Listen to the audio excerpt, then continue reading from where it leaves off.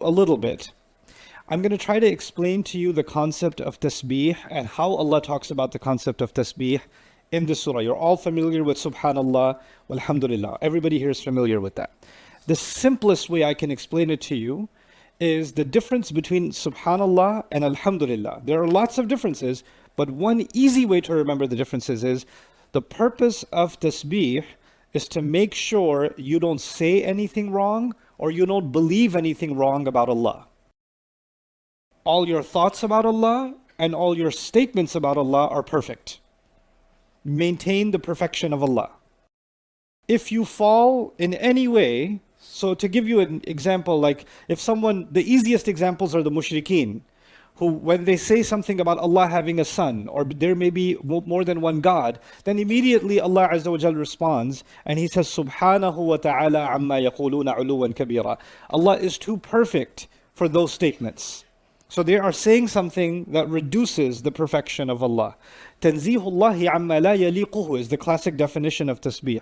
What does it mean? It means to cleanse the concept of God from all the things that are inappropriate. So we don't say anything or believe anything inappropriate about Allah, less than perfect about Allah. Okay? Now, that was an easy example, shirk, but Muslims can fall into this problem. Because sometimes tasbih is very obvious and sometimes the violation of tasbih is a little less direct. So let me give you a Muslim example. So you, for example, something happened to you and you didn't like it. Lots of things happen to me and you in our life and we don't like it.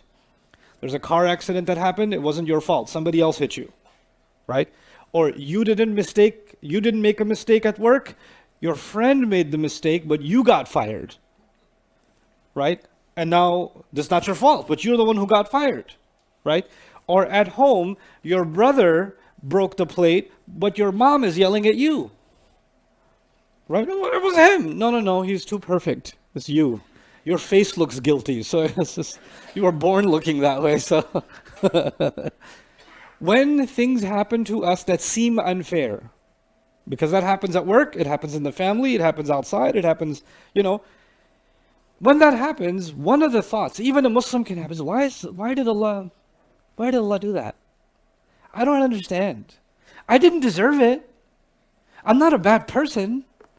So why did this bad person get a promotion and I'm the good person, I got fired? This bad person, who's my brother, my mom is hugging him, and I'm the good person and my mom is yelling at me. It's not fair. Why is Allah letting that happen? Now, the moment I say, why is Allah doing this? Two things. One, Allah fa'alun lima yurid. Allah does whatever He wants. Number one. So when I say why, if my child misbehaved, I can go to my child and say, why did you do that? Explain it to me. Why did you do that? When the police officer pulls you over and says, why did you turn without indicating? Why did you go through the red light? You have to explain yourself. The one who has to ask the question, why did you do it? That's the person who has some authority. The parent has authority over the child. The police officer has authority over you. The teacher has authority over the student, right? So when I say, why did Allah do that? Allah owes me an explanation? Allah owes you an explanation? That takes away from the tasbih of Allah. Allah is Al-Hakim. Everything He does and everything He allows is with wisdom. There's a plan behind everything. Does He have to explain the plan to you? No. He doesn't have to explain the plan to you. So that would take away from the tasbih of Allah. So the mushrik can take away from the tasbih of Allah by putting a false god next to God. But the Muslim can take away from the tasbih of Allah when we say something that sounds like we don't really believe He's Ar-Rahman. He's very loving and caring, but not right now. Or if we say Allah is Al-Hakim, but right now I don't understand His wisdom. Some people even came and told me, Ustad, there's so many bad people in the world, why did Allah make them? I said, hold on, let me ask him, I'll come back. So these things can take away from what? Tasbih. Tasbih. Okay, so this is the basic concept of tasbih. Now, that's tasbih. I don't say anything inappropriate and I don't think anything inappropriate about Allah. Everything I believe about Allah is perfect. His love is perfect, His wisdom is perfect, His rizq is perfect, His plan is perfect, His creation, the plan for His creation is perfect, etc., etc. Right? Now, that's one side. What's the other side? Look, a simple example. If I tell you, you ask me about some person, you ask me about Kareem. If there's a Kareem in the audience, I'm sorry. Okay, there's a Kareem. What do you think about Kareem? There's nothing wrong with Kareem.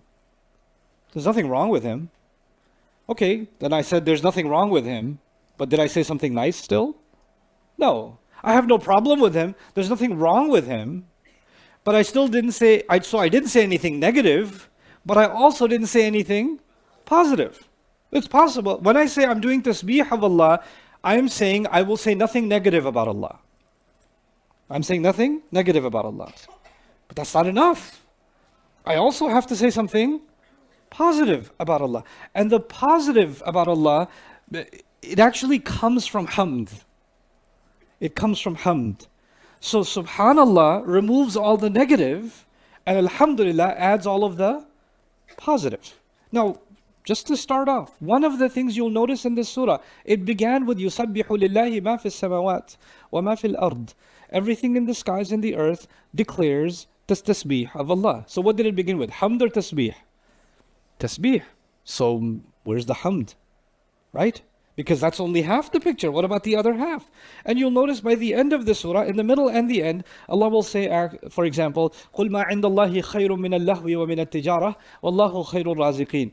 Tell them, what Allah has is better than entertainment and business. Allah is the best of all providers. When Allah provides you, what do you say? Alhamdulillah. You don't say subhanallah, you say alhamdulillah. The rizq of Allah calls for hamd. So actually, tasbih is spelled out and hamd is inserted into the message of